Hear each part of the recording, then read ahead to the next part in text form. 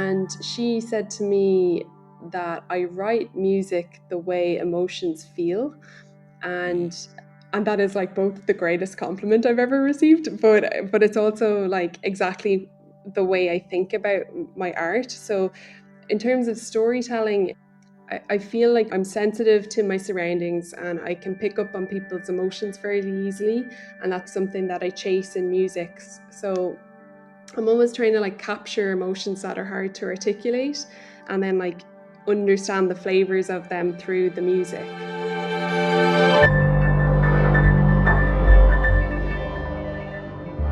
This is Music Maker with Tyler Kline, a podcast from Loose Leaf Transmissions.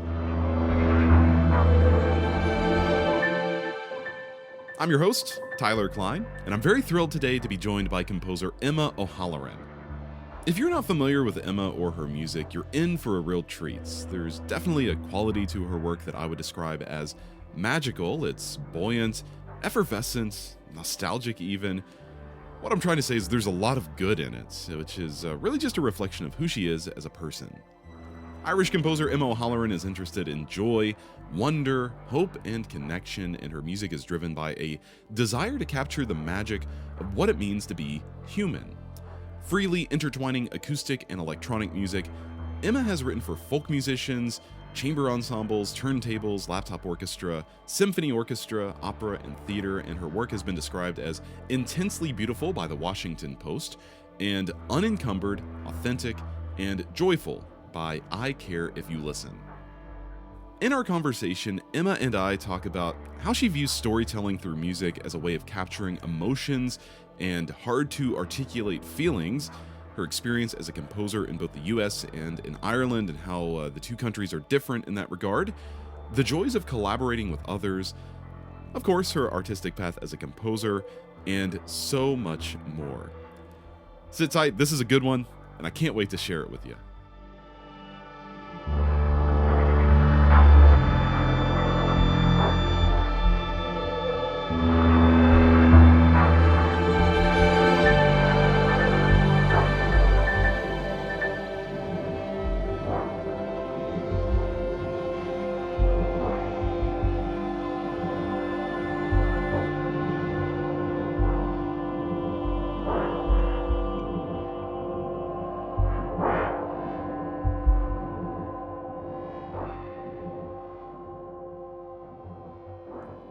Before we jump in, I just wanted to take care of a few housekeeping things for a moment. First, you might hear me refer to both show notes and the show description.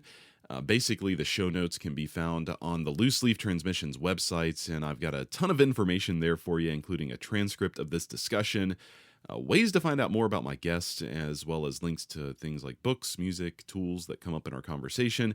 Just visit looseleaftransmissions.com/musicmaker.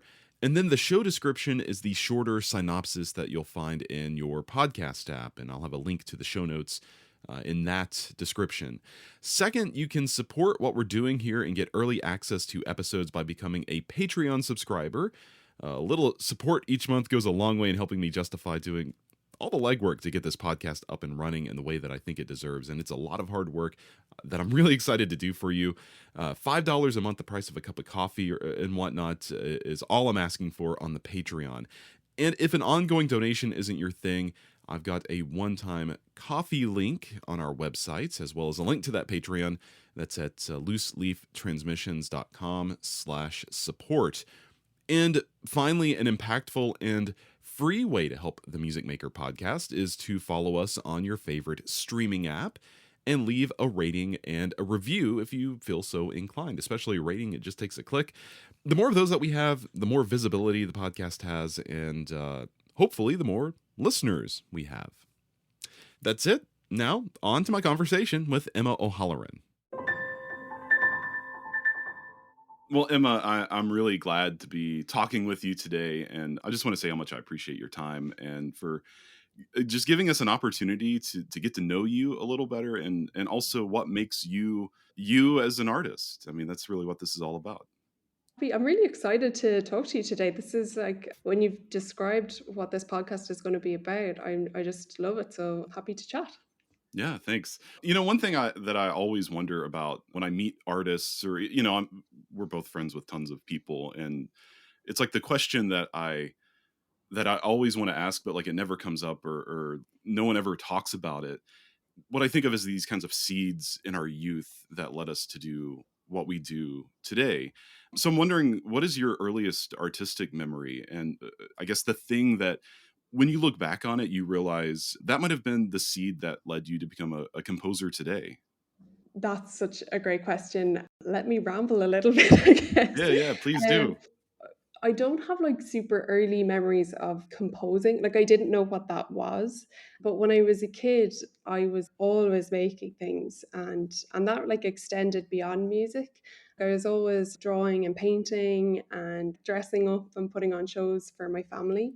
And I did a lot of ballet and dance. And I think that like I loved music. So like dancing Mm. for me was like a way to be close to the music. So I'd like choreograph routines for me and my sisters and drive them kind of crazy. But like one memory that does kind of stick out, and it's a weird one, is when I was around 9, my teacher at school announced that we were going to be doing a musical of Oliver Twist. And I went home that evening and I spent hours writing out a plan for how exactly I thought she should stage it. So I think I probably wanted to be like a director as well. So I think it's kind of funny in a way because as I got older, my focus really narrowed in on composing. And I think in a way that probably had to do with a few people telling me to pick a lane and stick to it. But actually now I feel like my practice is broadening back out again and that feels really refreshing. What you're describing as a child, like coming up with this super plan for Oliver Twist. Do you find that when you compose now, do you make plans like that for your pieces? I mean, you also write operas, so I'm sure that's a thing that you do as well, right? Yeah, I think it's like, I mean, I think like when I'll start with a plan maybe, but it'll end up being tossed aside as like Mm, a continue writing. But I think it's almost like if someone got in touch about writing a piece for them, I can almost see what it will look like mm. at the start. And if I feel that and feel fired up by it, then I'm like, yeah, cool, I'll write this piece. And I think that's what it was when she said, I'm going to do a musical of Oliver Twist. I was like, I can see it all now. This is what it should look like. And So you were doing musicals and dance and drawing and stuff like that. What was your entry point into music? I'd imagine maybe like school band or orchestra or something like that, maybe choir. Right. So I come from the Midlands of Ireland. So we didn't really have orchestras. Now, I think there are probably orchestras now, but when I was growing up, there certainly weren't. But a lot of people from my era, their first taste of music would have been learning the tin whistle. When you were about 6 or 7, you had to get a tin whistle, and then there would be maybe a class of like 25 to 30 children trying to Playing tin whistles. play, Wild. which is a wild sound now, and I'm almost like I think that would sound so cool in a piece, but it was just chaos. But I remember just like really enjoying learning how to play the tin whistle, and then I think from there I asked Santa Claus for a flute, and played flute for a while, and then as I got moodier, I moved to the guitar, like, played emo in bands and stuff like that. So yeah, like I think that the first glimpse into music making was probably playing the tin whistle. It's funny because in the States we have the recorder, like the little plastic Ah. piece of crap thing. Clearly there's professional grade recorders. I don't mean to bash on recorders or recorder players, but the big joke is like parents hate it. Like you go home and you practice your little recorder. And Hmm. so I can imagine like a tin whistle being almost worse than a Yeah, recorder. it's like the record. Oh, what I would have given to play the recorder over the tin whistle. Yeah. Yeah. So growing up in the Midlands in this, what I imagine is a small town in Ireland, did you have any sort of interaction with composers in your formative years, or is that something that came a little bit later?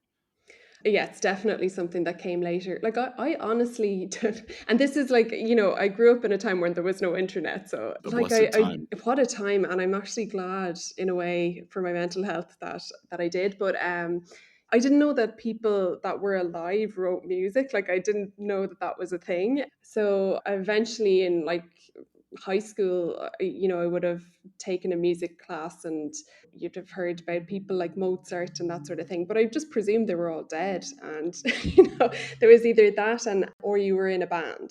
But I didn't really understand like what a composer was or did. So I think my only real glimpse into music in the family was probably like my dad was really into musicals, so he would perform with the musical society in Athlone, and he was a really good singer, but that was really it. Yeah, I think for me, it took me, like, obviously, I knew about composers through playing in like high school band. Like, I had the opportunity to meet composers, mostly white dudes, by the way. But nevertheless, it wasn't really until grad school, when I was maybe 21 or 22, that the whole world kind of broke open for me. And, I had this really amazing teacher, Balgender, who thankfully accepted me into the program. And just like that whole first semester was hell. I remember hating every second of it and loving it at the same time, but just it was like living under a rock my whole life and then suddenly finding out, oh, there's actually a solar system out here, right? Oh yeah. That was the same for me. Like, college was just, I think there was like maybe one or two people in my class who were writing music, and I was like, "What? You could do that?" And it really felt like a whole new world started to open up, and I think it took me even like a little bit later, like maybe 22, 23, like I met my first woman composer, and I was like, "Oh my God, this is amazing. Okay, cool. I can do this too." But it was really like at a time again where I didn't grow up with internet. I couldn't really find information about how people did it. Meeting somebody who you can identify with, who's doing a thing that you want to do, suddenly just you can see that it's possible for yourself, and that's like an incredible thing. And I know in our love of manifestation, which I hope to talk about Mm. later, there's a word for that, and so I want to Mm. dig deep into that, but I want to stay in the '90s a little bit because I'm waxing nostalgia about the internet at that time, which was barely anything.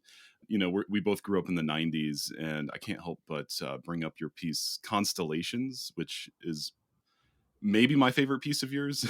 I just I love it because you've sampled a song in such a brilliant way in this music. So I'm wondering, what ways would you say that '90s music has influenced your work? Is it only this piece specifically in this way, or is it much broader than that? That's a great question. Just a side note, when I was in like primary school, which is like the equivalent of elementary school in the States, I was in like a tribute band. So all we would do is learn the dance routines and like Yeah. perform it in front of our classmates or whatever. But yeah, the were very important in my youth. But yeah, like I think I'm one of those people who, if I like a song, I'm going to listen to it on repeat like 10,000 times until I'm completely sick of it.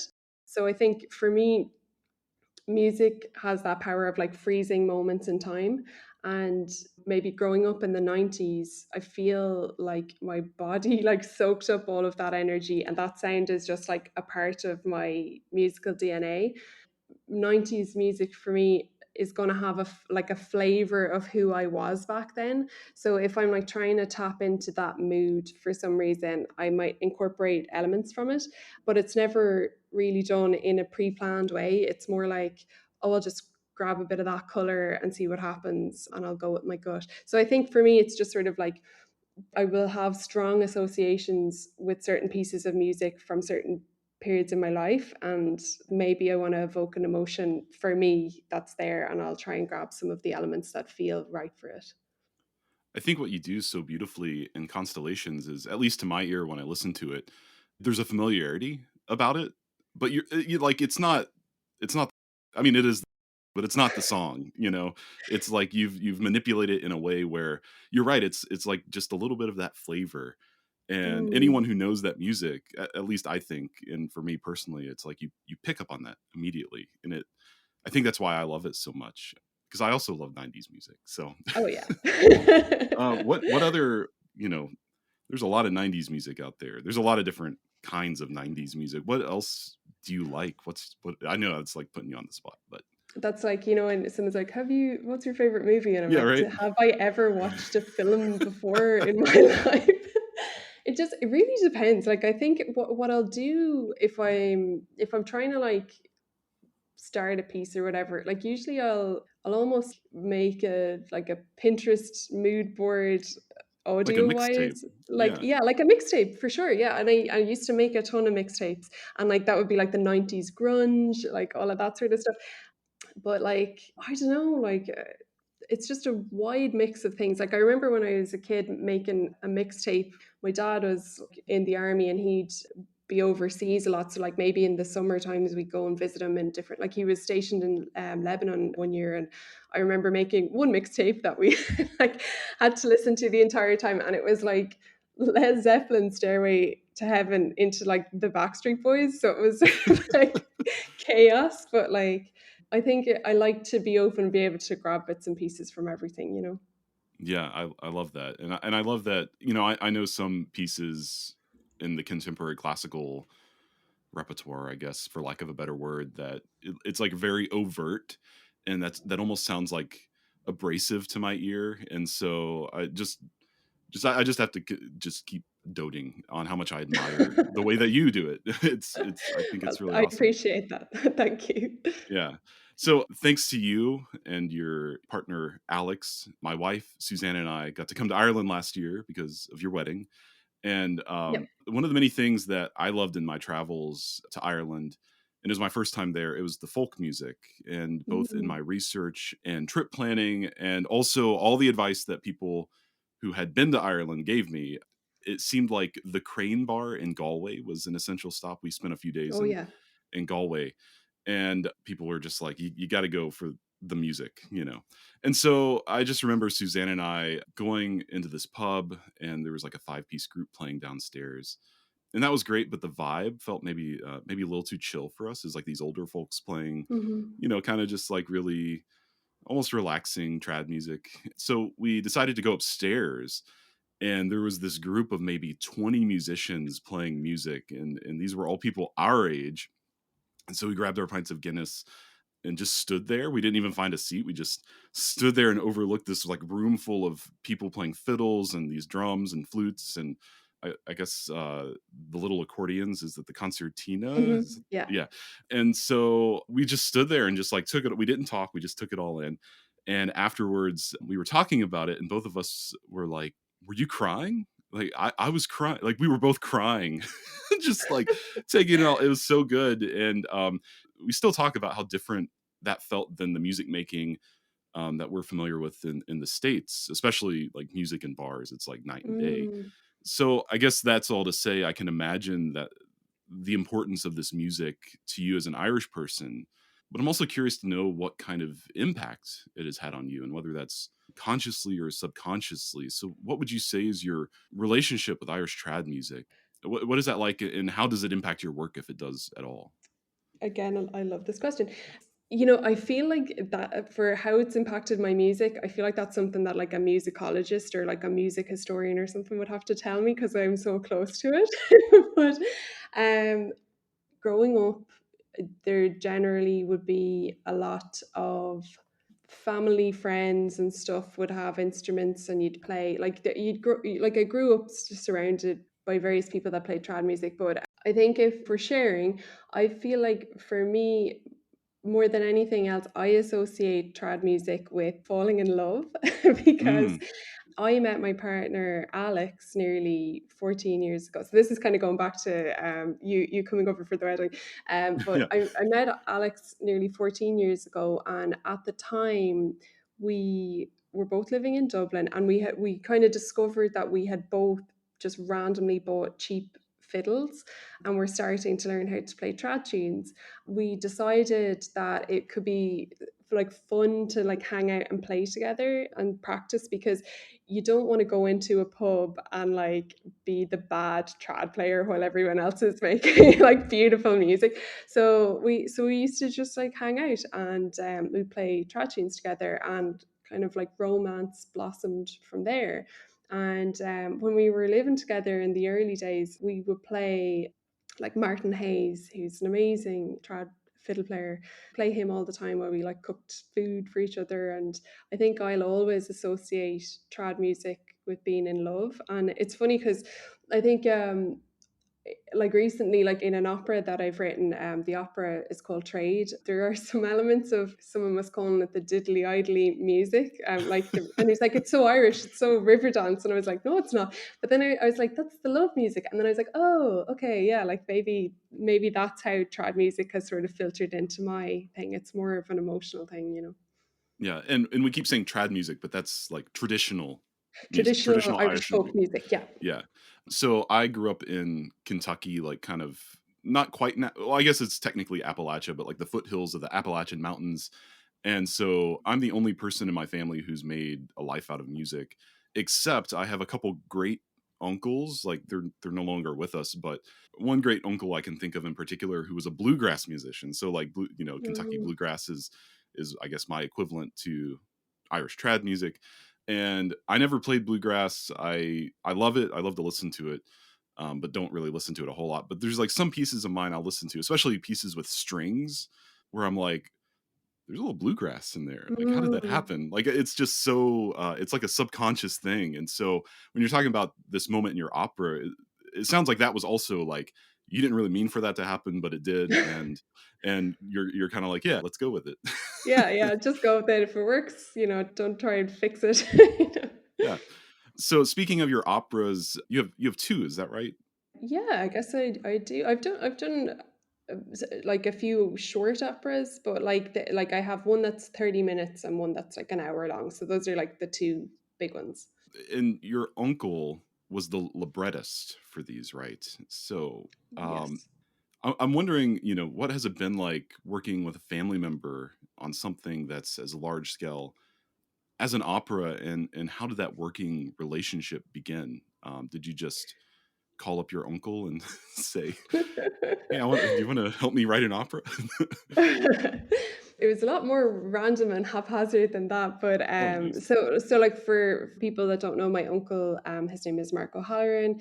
Mark has written a lot of film and TV. He's an actor as well, and I love his stuff. I think he is really like, he's sort of like an Irish treasure. If he's not heard of in the States, he really is like well known in Ireland. And I think it happened for me when I entered a competition which was being run by Beth Morrison Projects, which is like an independent opera company in New York. And I'd sort of been progressing through rounds of this competition, and I had gotten as little bit of money to write a monodrama, like a 30-minute monodrama. And I honestly like just didn't have money to pay a librettist. So I was like, I'll write the libretto myself. How hard can it be? That sort of like, when you're so ignorant about how things work that you're super confident, and then you're like, oh god, I've really bitten off more than I can chew. But I was trying to think of like an interesting topic for this opera, and I remember seeing a really short play that my uncle had written called Mary Motorhead, and it took place in, I don't know if you were in Dublin, if you got to go to Bewley's Cafe, but there's like a very Hmm. it's kind of in the very center of Dublin, on Grafton Street, which is like the famous kind of like I did go commercial there. shopping district. Yeah. Yeah. And Bewley's have this theater, like a teeny, teeny, tiny theater, on the second or third floor, where at lunchtime, like you can get like soup and some brown bread, and you go up and you'll sit down and you're slurping your soup, but you're watching a play. Oh, Like, that's awesome. so that's where I saw Mary Motorhead, and it was really like, the woman who played it, Mary, was like fierce, and I just was like, wow, this would be so cool if I adapted that. So I asked Mark, I was like, hey, I'm doing this thing, I know you're busy, can I like just use your play and adapt it? And he just wrote back and was like, yeah, here you go. So he gave me his play, and like I made the libretto out of that myself. And I think maybe in spending time with his words, I was like, gosh, like, he doesn't speak in flowery language. It's like simple, it's direct, it's easy to sing, and there's space for music, but also there's a poetry to it. And and it just kind of hits you hard in really unexpected ways. And I was like, wow, this is actually brilliant. So I think when I got the opportunity to do a larger piece, I asked Mark if we could adapt a different play, a longer play that he had written, into an opera, and if he would do it. And Mark is, it's funny because like people are like, what's it like working with your uncle? But like I don't know Mark that well, because my dad's side of the family, there was like 10 children.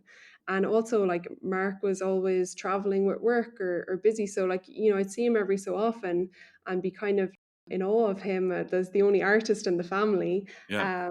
But we really didn't know each other that well. So when we got to work together on trade, it was just sort of, he was like, I don't know, is this an opera? And I was like, I don't know, like, let's just make this thing together. And it was it was very like without ego. And he was like, if you need to cut a line, cut a line. And I was like, okay, cool. So it was really beautiful. And he was sort of like, this is your thing now, like, so you do your thing, like, so it was very just trusting, and a very sweet process, actually. Has your relationship with him evolved because of this, or is he still kind of like, I don't know, the mysterious uncle that you never really see? I think Mark is always a little bit mysterious. Like, it's funny, like he's just after there's a new show coming out with Julianne Moore called Mary and George, I think. And Mark is in it as this, like, starring alongside Julianne Moore as Sir Francis Bacon. Like, he kind of just writes plays and films and stuff, and he jets around the place. And when I see him, it's great. And we have the shared history of his father is my grandfather, like that sort Yeah. of thing. And he knows my dad, obviously. So we have like kind of a good shared history, and we'll have nice moments. But then I won't see him for like a year or two. So it's interesting. Yeah. But we are working together. Like he wrote a play in 2021, and he asked me to write the music for it, which I was actually kind of shocked. I was like, okay, cool. And I've asked him now, do you want to make that into an opera? So I think we'll continue to work together. It's always amazing how those threads kind of unravel, right? Yeah. I love that. Were you interested early on in writing an opera, or is that something that came about because of this opportunity through Beth Morrison projects? Yeah, like I honestly, I think I didn't really love opera up I'm with until that you. point. See, that's why I'm like interested in this question, because Yeah. I no offense to the opera lovers, but I can't stand opera. So That's kind of how I feel. Yeah, it was like, look, I don't think in a creative life can you really like plan things out. And I yeah, feel like my life has been like a series of stumbling into things and then figuring out maybe I like them or whatever. So when I saw this call for scores from Beth Morrison projects, for one, I actually didn't know who they were. But I was like finishing my studies in university, and I was like, oh man, I gotta like pad out my CV. Like, I'm gonna like apply to this thing. So like I kind of found myself in this world where I'm like, oh, okay, so like a director like helps with the thing, and then the lights tell a different part of the story, and staging makes something really cool too. And then I was like, oh, you can really do a lot when you've got words. Like, you can layer a lot of meaning in the music that can do like really cool things, like be sarcastic or just show that someone's lying. And I was like, this is probably everything I've wanted to do and I've been doing, but without words. And now I get the chance to do it. So it's really, and like I love being in a room with other people. Like I love listening to like a director pull stuff out of the singers and the actors, where you're discovering more about the piece itself through the conversation. Like, I yeah. love that sort of nerdy, like, what does this line mean to you, and what does this line mean to you, and that's really exciting. That's my favorite part, actually. I don't like. I'd rather just be in the rehearsal room for the month beforehand, and I don't really want to see the show on the stage because it's too stressful. Yeah, no, I get that. The collaborative process is definitely Yeah. more fun than sitting in the audience. Yeah. And also I just got to say, because I was expressing my displeasure for opera, that's like a Verdi and Puccini thing, right? Like the Mhm. stuff that you and contemporary opera composers are doing is way different than what I think a lot of people think of when they think of opera, right? Absolutely. And there's so many new exciting composers writing opera now. Like there's a lot of really, really cool stuff. And I think I've my eyes have been open to it, and I try and catch as much of it as I can now. So it's yeah, it's for sure. It's very different than the woman gets murdered, everybody sings, Yeah. curtain call kind of thing. Yeah, It's weird racist stuff. Yeah, right. yeah, like yeah, don't love that. Yeah, that's not good. So you kind of just touched on this a little bit, and in opera it's easy to kind of see how you do this, how somebody would do this. But in your bio, you use the word storytelling to describe your music. And like I said, it's easy to see how one might tell a story through an opera, but how does the way you think about storytelling impact your non-operatic music, like the music that we don't often think of as would be telling a story? Yeah. Okay. So I had a conversation with a director last year who was involved in a project of mine, and she has a type of synesthesia where she'll experience colors when she hears music. And she said to me that I write music the way emotions feel, Mm. and that is like both the greatest compliment I've ever received, but it's also like exactly the way I think about my art. So in terms of storytelling, I feel like I'm sensitive to my surroundings and I can pick up on people's emotions fairly easily. And that's something that I chase in music. So I'm always trying to like capture emotions that are hard to articulate and then like understand the flavors of them through the music. Storytelling for me is a way for us to like understand ourselves and each other, and then maybe like ask questions in a container where we feel curious and open. And like what I love as well, and like just kind of like when we talk about the collaborative process, it's a way to connect with people and get to know them better, because I might take something from a story and then somebody else receives it in like a completely different way. And that's fascinating to me as well. So I like the sort of sharing aspect of it. And yeah. So I don't know, I didn't really answer your question, but I think No, I it's love it. Well, I it's think yeah. as composers, we all think about narrative in different ways, and there's, you know, I think the reason that contemporary music, and I will say my observations are this is changing rapidly right now, but over the course of the 20th century, composers were writing very abstract and obtuse music, which I love, by the way. But sometimes it's hard to pick up on like a narrative structure almost. So like I think about storytelling in music as a structural formal element, Mm. but it sounds like the way you think about it's a little bit different than that. Well, obviously, like when there's words, there is a structure, but like Right. if it's wordless, it might be like trying to do some like inner child healing work or whatever, where I'm like, when I was a kid, this is how I felt. And this made me feel this way. And like the emotions layered on top of each other are kind of like bittersweet, anxiety, something else. And I want to create a way where there is some feeling of resolution, but like I'm kind of like feeling all of those things and like layering them in a way that I feel a little bit healed afterwards. Like it might not be something that anybody else picks up on, but that's the sort of story that I'm telling. Yeah, I love that. I mean, we are writing music for ourselves. It serves a purpose for us as artists as well, like you're describing. Yeah. Yeah, actually, funnily enough, I like never think about an audience, and I'm kind of like the.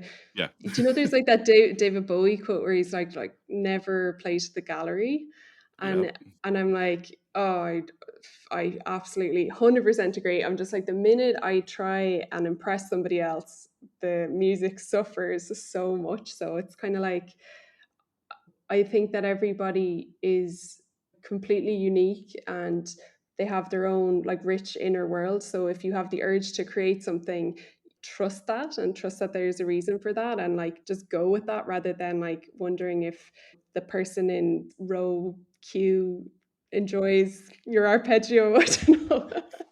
Yeah, I've always felt that, whatever I do, whether that's composing or curating a concert or making a podcast like this.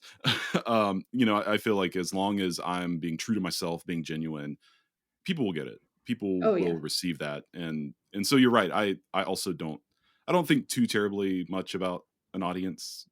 You can think about the audience afterwards for sure. Yeah, right, Like right, where right. you're like, I hope people listen, but Yeah. when you're in the middle of it, I'm not like, what would someone think of an F major chord here? Yeah. Right, right. When did you know that you wanted to make a career out of music and being a composer? I think it was probably always there at whatever point we're like, you have to get a job. What do you want to be? A teacher, a doctor, whatever. I think I always wanted to have something to do with music. So I think probably when I was a kid, I was like, I'll be a music teacher, and this is how I will get to spend time with music. And then, in my teens, I was like, I'm going to be a famous rock star. And then I think when I started to meet some other people that were writing music, I was like, this is what I want to do. I don't have the imagination to think of anything else. Like it feels like the thing that I can do. But I will say there was a very long time where there were like a lot of limiting beliefs of artists are poor, starving creatures. Artists can never have happy relationships. Artists are tortured. And, there was a lot of like kind of trying to undo those things to be able to have a career. Yeah. I'm really interested in hearing about your path. We know that it's not as simple as, all right, I'm going to do the thing, and then you do it. Like, what were the twists and turns like from the point that you decided I'm going to be a composer to the composer you are today? Oh gosh.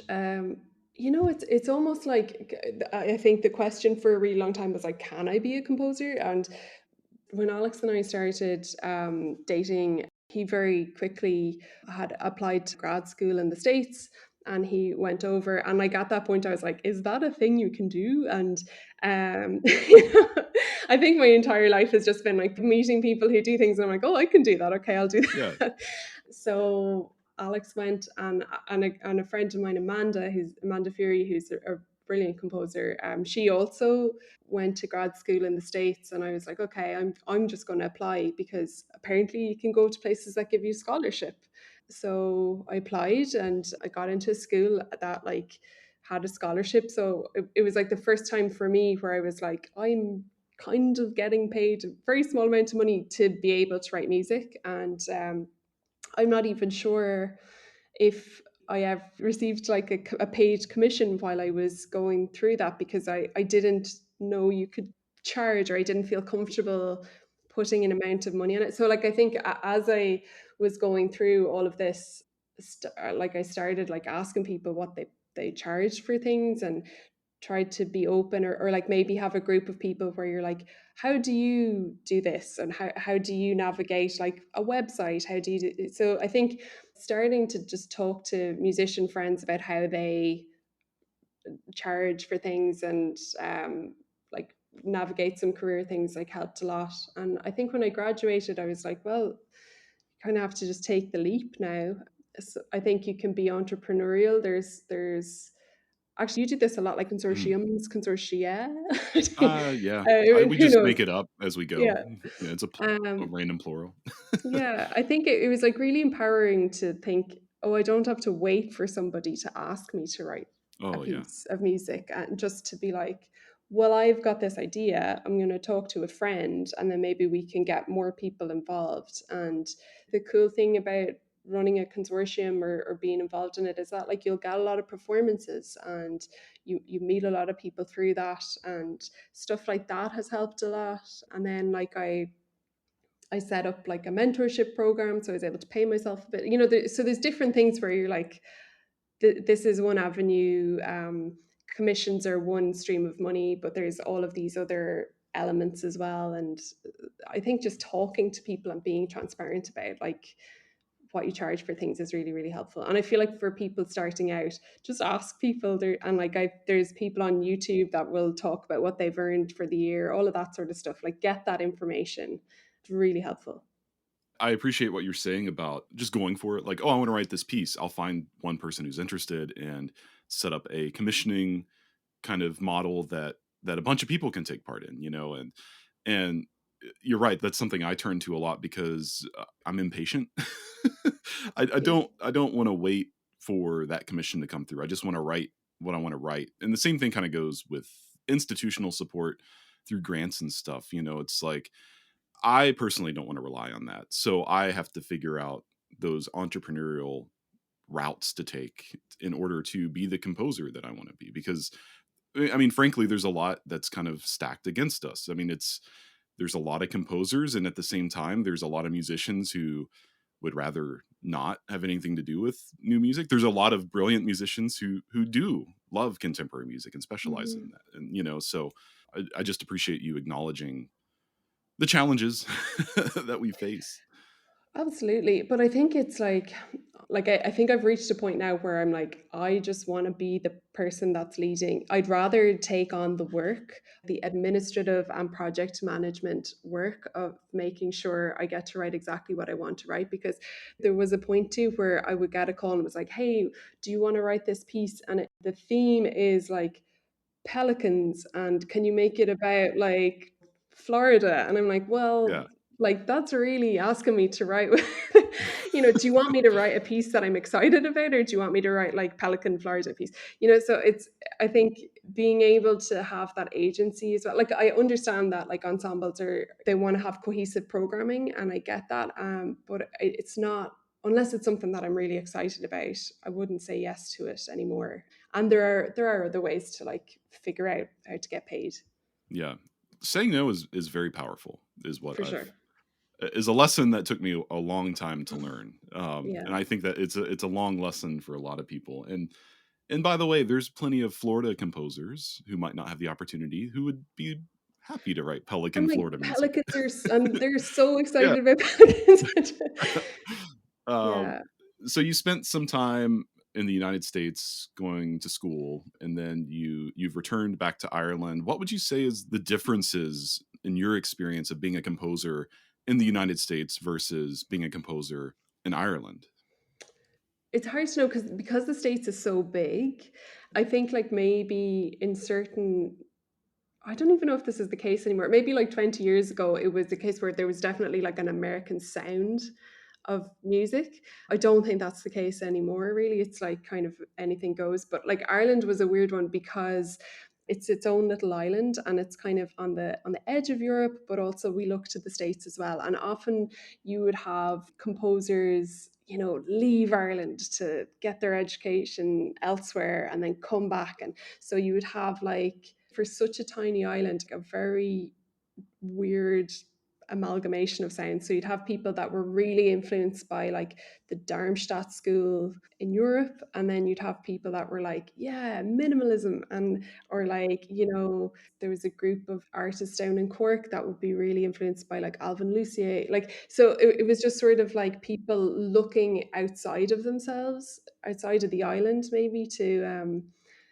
like have a style. But in terms of how money works or whatever, like that sort of like business side of being a composer, it's different in Ireland because so for one, there's an artist exemption, there's a tax exemption in Ireland. So you can earn up to like 50,000 euro tax exempt as an artist, which is just like a godsend. And then there's government funding. There's an Irish Arts Council, and you can apply for various types of funding throughout the year. And it's not enough to live on, but like you can get like some really great projects funded, and with a bit of help from a few other bits and pieces, like you can make a living as an artist. I think in the States it's maybe a little bit more competitive. You might rely on like donors and things like that, and you kind of have to be a little bit better at like hustling, I think. I don't know. How do you feel about that? Well, I've never been a composer in Ireland or anywhere else, but but the hustle thing is real. I mean, Mm, and it's it's something I've been thinking a lot about lately because I'm starting this new thing like with this podcast, and I guess you could argue that's like a hustle. yeah. um, and I have a day job, and I still want to maintain my creative practice as a composer, and that makes the composing thing more of a hustle. And at the end of the day, I'm trying to figure out the best way to say this. it's I'm very tired all the time. um, Mm-hmm. but also on the flip side of that, I don't know what my life would be like without it. Like Yeah. it's a core thing at this point, and like if I sit around doing nothing, like my wife Susanna, her birthday was just a couple days ago, and so we kind of gave ourselves like the weekend to have fun, and like by the third day of having fun, I'm like antsy and anxious, and I don't want to, like, I'm just like, I'm trying to live with boredom and enjoy it and Yeah. enjoy the fun things, but in the back of my mind it's like, why aren't you doing anything? Like there's stuff to get done, and so to me that's kind of a dark outlook on it in a lot of ways. I love it. I'm sure that as I get older it'll continue to change, and it has changed since my 20s, but yeah, it just feels like it's just a part of life at this point, right? Yeah, it's definitely like taking days off. Like you kind of work all the time because it's not a 9 to 5, but Right. I think like doing so much traveling at the moment, I feel like every few days I'm like examining like what is life, what is my definition of success, all of that sort of thing. And it's like I think if you can keep the overheads low, I don't need to make $1 million and I can have a nice quality of life. And I think for me it's like I love collaborating with people and I only want to work with people I really like. I'll figure out how to make enough money to survive and then, keep the overheads fairly low. So like I don't live in New York. When I lived in New York, I was stressed 24/7 and I was taking on projects where I was just like, okay, you want me to write this piece that I don't want to write? Okay, I'll do it, and you're just like trying to make rent. And that felt like kind of like just, it felt like it was depleting me and I was getting really burned out. But like now it's like, I'm excited like about everything that I do. And I don't really care about, I feel like we like as a culture, like we're really, when you're saying like in your 20s, like there's this drive to whatever, and it's like by 30, you need to have achieved this, this, and this. Like I'm so not into that at all. Actually, it's interesting because Alex, every so often, we'll like share interesting things that we've found online, like weird stuff or whatever. And he's been watching this YouTube channel that it's Great Art Explained. So it's like 15-minute videos that explain great works of art. And it's kind of like a nice way to just procrastinate for 15 minutes every so often. And we were looking at this one video, which was about the Japanese artist Hokusai. You Yeah. probably know. Yeah, right. The Great Wave. Yeah. The Great Wave, exactly. So the Yeah. piece was about the Great Wave. And it was really cool to just like see the context of how it all came about. But what I loved about Hakusai was that he has a quote that's like, all I have done before the age of 70 is not worth bothering with. And I was like, right, okay, cool. So he started work on the Great Wave, which is part of a larger bunch of work. It's like 36 views of Mount Fuji. So they're like these wood block prints. So he's 36 different perspectives of Mount Fuji.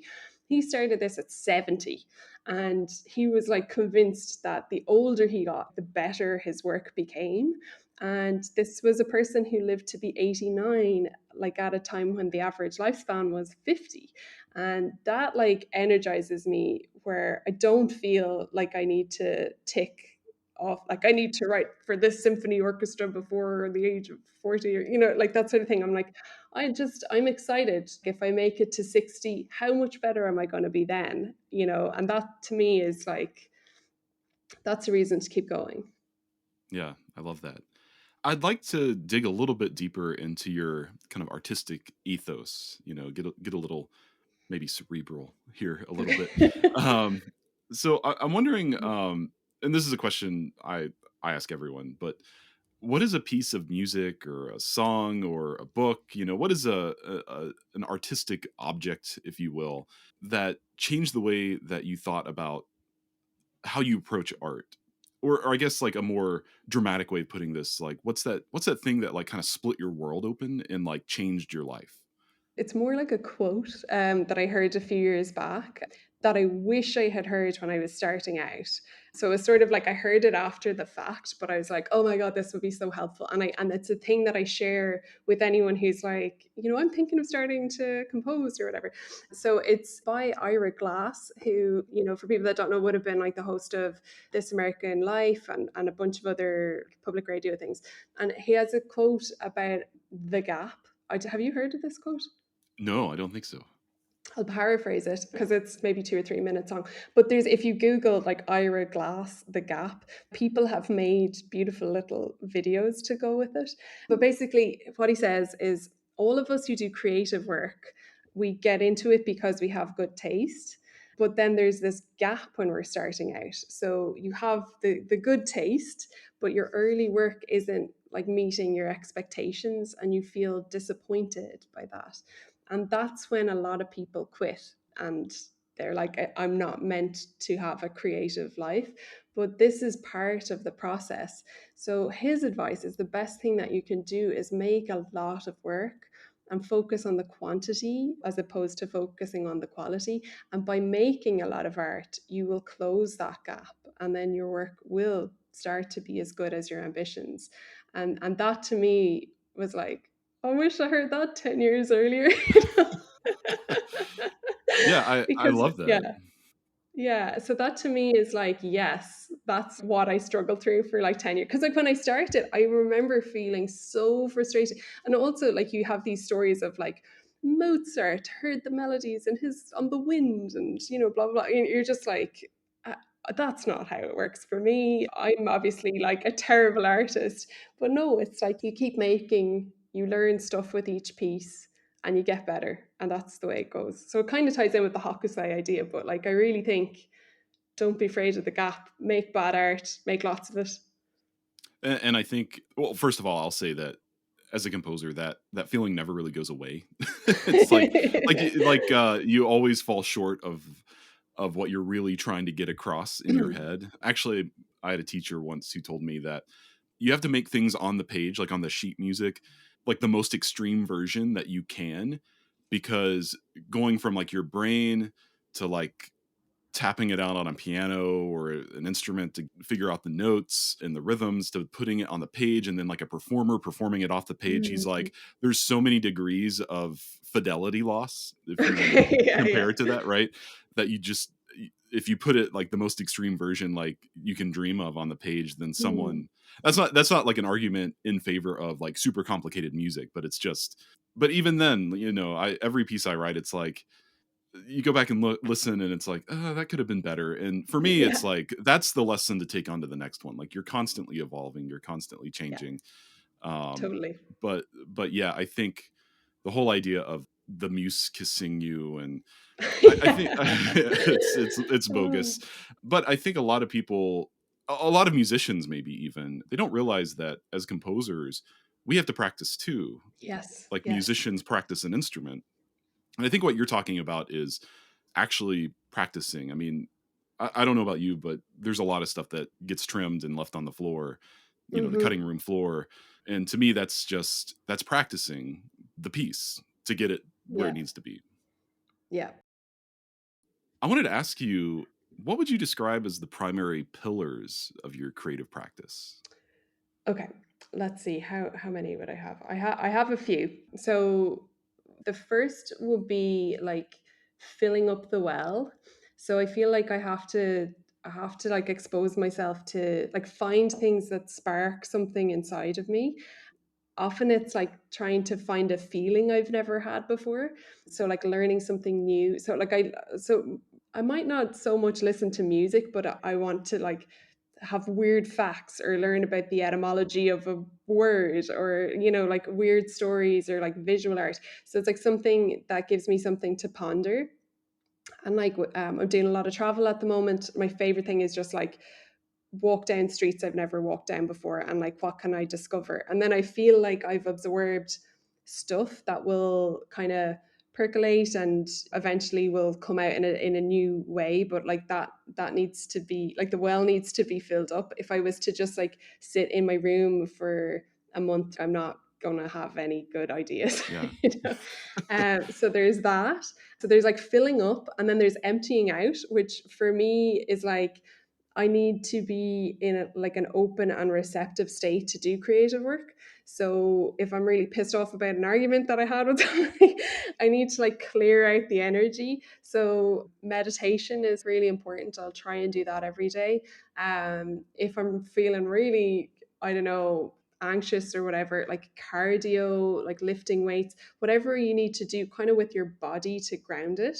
And I feel like when you do that, you have like a clear channel to like make cool things. The ideas might not come, but like you're putting yourself in the best position to do that. Something that's really important for me is like discover something new. And like it's so important for me to feel curious and like I'm pushing myself with everything that I create. So I kind of need to feel a little bit out of my depth, a little bit past my comfort zone, and that to me feels like I'm in the right place. So it feels horrible, to be honest. It's like, I don't know how I'm going to write this piece, and then you do write the piece and there's like a sense of achievement. So I'll try and ask myself questions like, what would happen if dot dot dot, and that Mm. usually allows me to get something new. And again, like you said with the cutting room floor, like some of the ideas are terrible, but like I've learned something from that. I think we talked about this already, the like be authentic, and I think just write for you. And then the last thing would be just show up, because there will be good days and there will be bad days, but you got to keep showing up, or it ain't going to happen for you. Yeah. I think what you're talking about, like this kind of philosophical kind of idea of is a great segue into my next question, which is, one of our shared interests is what I would describe as like woo woo things, right? Things like manifestation, something you introduced me and Susanna to is like my human design. Oh yeah. Actually, that's been like really the work that you've done with me on that has been very helpful to my life, actually. Mm. So I'm just wondering, when we think about these kind of really, I guess, woo woo things, do these sorts of things play a role in your creative practice? And I guess also it would help to define, like, what's your definition of these sorts of things that I'm talking about? Okay, well, we can talk about human design a little bit. I think for people who don't know what it is, it's like a combination of astrology and like Myers Briggs. Yeah. I kind of got into it over the pandemic, where I was like, I just want to do something that's not music. And I heard some people talking about it, and I was like, what is this? And it's kind of like you can find your own unique birth chart online, and it's like a map for the best way that you can use your energy. And alongside that, like it just shows you what your gifts are, like what you've kind of what tools you have that you can kind of share with the world. And it doesn't really like tell you what to do with your life or anything like that, but I think it's, for me, it was like a beautiful way to connect with people, because I did a reader trainer course, and I actually, so like I read your chart and I read Susanna's chart, and I've kind of like, I use it as a party piece, and it's like feeling seen in a way, or it's like a permission slip to be exactly who you are. And I think every so often I'll go back and be like, oh yeah, I am good at this. And it's sort of like things that I feel like society like values certain gifts more than others. Like if someone's like really good at making money or whatever, like that, like that's like better valued than someone who's just like a good listener, or something, Mm. but Yeah. it's sort of like everybody has all of these gifts that might come so easy to them that they don't even value them at all. And it's kind of like reminding each other of that you are inherently valuable and worthy as a person. And I think for me, especially like having that during the pandemic, when all of the musical projects that I was working on were cancelled, and I was like, who am I without music? And I was like, I better like figure that out. And then I was like, oh yeah, like I do have all of these things that I'm kind of good at, as do everybody. And yeah, so I don't know how it feeds into my music. I think maybe one of the things, like one of my like quote unquote like strongest gifts is like listening, and then taking that information and channeling it into stories. And I feel like it's interesting that I'm so into opera now, and I kind of found that way. But also, like, one of the things about my chart is there's all these different energy types and best ways to use your energy. And like my particular chart is, you're kind of meant to be a multi-passionate person who likes things that don't necessarily connect. And I used to beat myself up about being flaky, or like I'd start a thing, or I'd have like 5 books that I'm currently like sort of half reading or whatever. And it was like, no, that's like exactly what you're supposed to do, and you take what you need from it and then you can move on. So it's like a permission slip to be myself, and that in a way made me a bit more fearless with my musical choices, probably. Well, that's what I wanted to say, and I will also acknowledge that, anytime you talk about anything that's like related to astrology, for example, there's a lot of skepticism. I Yeah. get it, folks. Like, I'm not telling you that you have to believe in it or buy into it, but I do have to say, Emma, when you read my chart for my human design, I don't remember what all it said entirely, and that this isn't really the space for that anyway. But one of the things that you shared with me about myself is that I have to wait for the invitation for something. Mm, And I'd spent like the bulk of my post grad school years as a composer doing what felt like beating my head against the wall. I thought that as long as I work hard, as long as I write great music and write a bunch of music and so on and so forth, that, well, people will recognize that and start commissioning me. And what I mm, learned was that's not happening. That didn't happen. I mean, I had people commission me, but that's kind of like where the consortium stuff came from, and me getting impatient. Like, I just want to write. mm, I don't want my value and role as a composer to be limited to people, like waiting around for people, right? So when you shared with me, you have to be invited to do something. Like, people aren't gonna, I guess, come to you or whatever. Like, you have to be confident in yourself, and it changed the game for me. And it was mm. very liberating, like what you're saying about yourself. And so I don't know. I think it's worth looking into. If anyone is curious, I'll put a link somewhere. Oh, do like, or like get in touch with me and I'll read your chart for you. Yeah, yeah, But yeah, it's funny actually. There's one thing. So something that I used to beat myself up about so much was that. So like one of my like biggest energies is like enthusiasm. It's like yeah, I'm supposed to be really enthusiastic, and I would be like, that's not how a composer is supposed. Like I see so many moody composers that are like super cool and aloof, and like yeah. Right. that is like completely like the antithesis of who I am.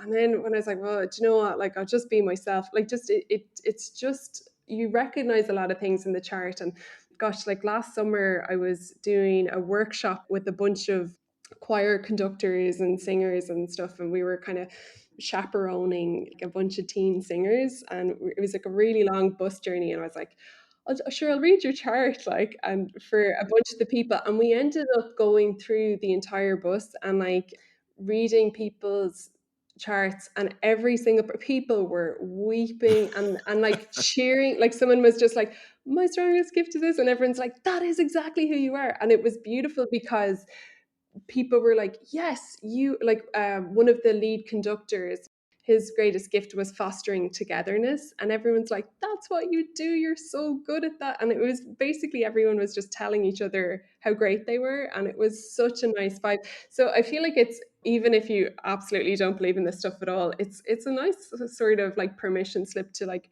remember who you are and just be more yourself. Because I think we're told that you have to do certain things in certain ways, like, yeah, like hustle 24/7, and that's going to get you whatever your version of success is. But actually, like, maybe you don't need to work as hard. Maybe you just do it in a different way that's more authentic to you, and you'll have an easier time and you'll enjoy it, and you won't feel like you're bashing your head against the wall, you know? Yes, that's what it's all about, is like an effortlessness. That's my goal now with everything I Yes. do. I just want it to be effortless. And also what you say about the stereotype of a composer, like, I really, myself, I want to combat that too. Do you find that when people meet you and find out you're a composer, or not find out, but like, if in these situations where you show up as a composer, do you find that people are surprised at who you are? Do you feel like it defies expectations? I don't know if they, well, they haven't said anything to my face, Yeah. but like, but I definitely, I think in like listening to interviews and stuff, I think I had like an idea of like what a composer is. Yeah. And I thought, well, that's not me, because I'm just like an enthusiastic person who is not very cool. You And are cool, by the way. oh, thanks. Yeah. But now I feel like when I embrace that and I'm like, you know what, my enthusiasm is very good for mentoring young people. And it's very good at like, I'm very good at spotting what other people are good at and steering that. And so there's things where I'm like, I'm ready to step into that and like embrace that. And things have been going great, like to be able to do that. You can see how if you start living a bit more like whatever you feel like is who you are, people find that magnetic, like. So, over the course of our talk today, you've mentioned kind of being able to see yourself in others and also be a model for someone to see themselves in you. And you just mentioned magnetics. So I want to talk a little bit about expanders. Mm. Can you tell us what an expander is and why it's so important to, I guess, your creative practice, but also all of our creative practices? This is so funny. This is like me outing myself as like so woo woo. Like it's gonna be It's like okay. Me what? too. Me too. Nobody knows this about me. It's all good, but well, actually, like my close friends do. It's fine. But this is again during the pandemic. Like I stumbled across this like brand, like a program called To Be Magnetic, and it's like they're teachings by this woman called Lacey Phillips, and it's sort of it's about manifestation, but in a way, it's about like overcoming limiting beliefs. Like achieving the things that you want to achieve, and like being yourself while doing that. And it's quite scientific in a way, and I was like, I'm going to just like try this thing, and I really got into it because it made a lot of sense to me kind of like after the fact. But they have sort of like three pillars of if you want to manifest it, like you want to manifest like a commission, or I don't know, whatever it is you want. You have to unblock your limiting beliefs, and that could be anything from like childhood stuff. Like for me, artists are always poor, or like artists can't be happy. So you have to like examine that, and you do some inner child work, and then you take aligned action, which is like there's certain things that'll pop into your head that you're like, I need to do this if I want to get to the next step. Like it's obviously take action in the physical world. And then there's expanding your subconscious and finding people that are expanders or expansive moments. And I remember like it's seeing someone that you identify with doing a thing that you want to do, or having success in an area that you want to have success in, or whatever. And for me, like meeting my first woman composer, I was like, oh my god, I could literally feel my mind open up and go, I can do that now. And it's happened. It like I can literally know, like feel it when it happens, where I speak to someone and I'm like, oh, this is how they make this cool thing, and now I know how. Like it's just you can listen to podcasts are a great way to get expanded by people, asking people questions, like all of that sort of stuff. But really, it's like it's a game changer for me, and I'm always trying to like find other expanders. I'll have like things that I want to achieve, or it's like maybe it's like write an opera, and then I'm like, I'm going to talk to someone who's written an opera, and they're going to tell me how hard it is or what I need to do, or. Well, right. It kind of flips the idea of like teacher student on its head a little bit, because it's Mm, rather than like one person giving information to another person, it's almost like you can look to your friends, you can look to acquaintances, you can look to teachers and mentors, and like it kind of opens up the world that everyone is special at something and unique at something, mm, and you can, if you're comfortable with it, I guess you can turn to those people and you can become better. Like there's always a lesson to learn from yeah. everybody.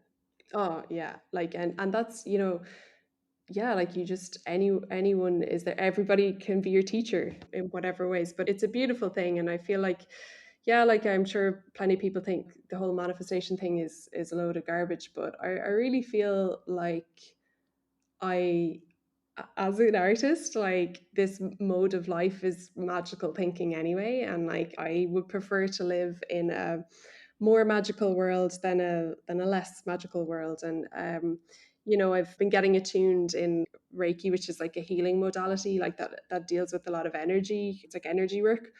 And I've seen some really weird things happen. So I'm just kind of like, I just don't even know what is real and what is, like Yeah, there is a lot of magic out there, and why not embrace it? totally agree. I have two closing questions for you. The first one being, is there a tool that you use in your practice that you think everyone should know about and that you feel that everyone else could benefit from? Okay, so to my point about everyone being unique, this will not probably be something that everyone wants. But if you're like me and you don't, so with my human design, I work better when I have stuff to respond to. So having a blank page when I'm starting a piece just fills me with absolute dread and anxiety. Like it brings me back to, I'll never be able to write a piece of music again. How has anyone ever done this? So for me, it's like generating a bunch of material as quickly as possible so like speed is key, and then I have something to respond to. So I write almost entirely in Ableton, which is a digital audio workstation, and I'll use some of the plugins in Ableton as compositional tools. Now some people probably do this anyway, but if I want to generate material fast, I will set up an arpeggiator in Ableton, and I will hit record, and then I will start firing chords into it and then messing with the speed, the amount of octaves that's happening. I'll maybe randomly jumble up the notes, and I'll record about 20 or 30 minutes of material in a very like childlike way where I do not have an editor's hat on. I'm just like, Hmm. try some stuff and see what happens. And then I'll go back and I'll listen to it and then I'll respond. And I might only get 3 seconds of something that feels interesting, but I will use that as a starting point. So for me, I think that is super helpful in terms of just generating material. So since you brought it up, because I purely wrote acoustic music before entering the world of electroacoustic music, and I know that you kind of live in between and around all of those worlds as a composer. How does working in electroacoustic formats influence your acoustic music and vice versa? Because what you're describing with the work you do in Ableton is like very much like electronic music, but you're describing it as a tool for any kind of music that you write. Oh, like talking about like process and the tools that you use to make your stuff is like so fascinating to me. Like, and I used to, again, in terms of looking for expanders, like I would Yeah. see how do you write? How do you write? And I'd ask like all my composer friends, and I'd have some people that would use like a big sheet of paper and like would graph things out with pencil. Other people would write immediately into like Sibelius or Finale, and I would try all of these different things. And I feel like everybody should just try, because it will make you write differently in whichever form you do. Like if I sketch something out with pencil first, I'll have a different like I'm looking at the big picture before I zoom in. But for me, I think what was happening with using a software notation program first was that my music was starting to sound really square because I would try and make it look really pretty. But rather than, and like I'm more like on the aesthetics of what the score would look like. So after about 10 years have landed on, I write everything in Ableton because I don't look at the bar lines or anything or what key signature. It's just going by instinct. And I used to, with every bit of money I'd get from like a commission or whatever, I'd spend money on like sample libraries. So I have like really good sample libraries. So I would write an orchestral piece in Ableton and then I would notate it afterwards. And I think it's really helpful just to like be able to move the material really fast. Like I can write a thing and be like, oh, I hate it in the cello. I'm just gonna put it up an octave and put it into the flute and see what that sounds like. And then actually what happens if I layer these things, or if I flip it backwards, or if I randomize the notes. And you can do it so quickly that you're not really like married to any bit of material. I remember there was this quote by do you know like the comedian Mitch Hedberg, like years Yeah. ago? Yeah. He's And amazing. I kind of loved his like kind of stonery stuff, but he had this thing where it was something along the lines of, I'm going to ruin this joke now, but it was like, I write jokes for a living. When I'm in my hotel room, I think of a joke, and if I like it, I'll go and I'll get my pencil and I'll write it down. But if the pencil is too far away, I just have to convince myself that the joke's not funny.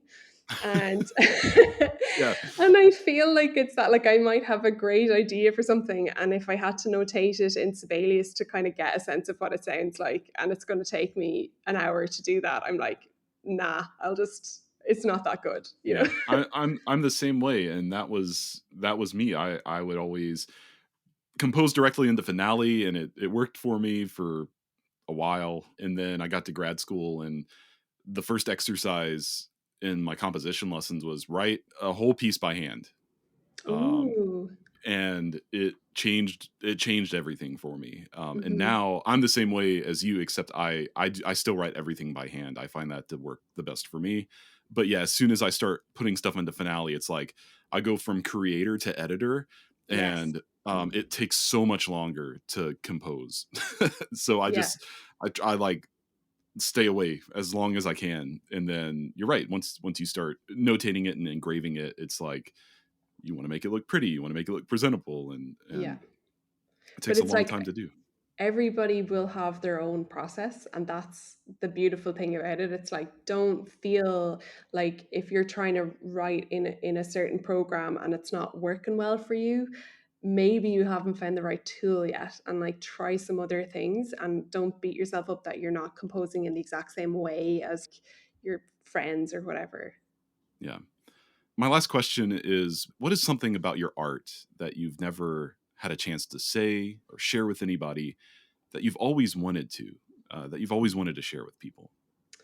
Ooh, I think I probably have mentioned it in this podcast, where I think for me, I try to channel how feelings feel into music. And I think that's really like the core of my work as an artist. Emma, this has been really amazing, and I'm sure we could keep talking for a very, very long time. So maybe we'll have a part two Yeah, later come on. to But Ireland. yeah, I'm hoping to again. But no, seriously, Emma, thank you so much for your time today, and I'm looking forward to hearing more of your story in the future. No problem. This is so much fun.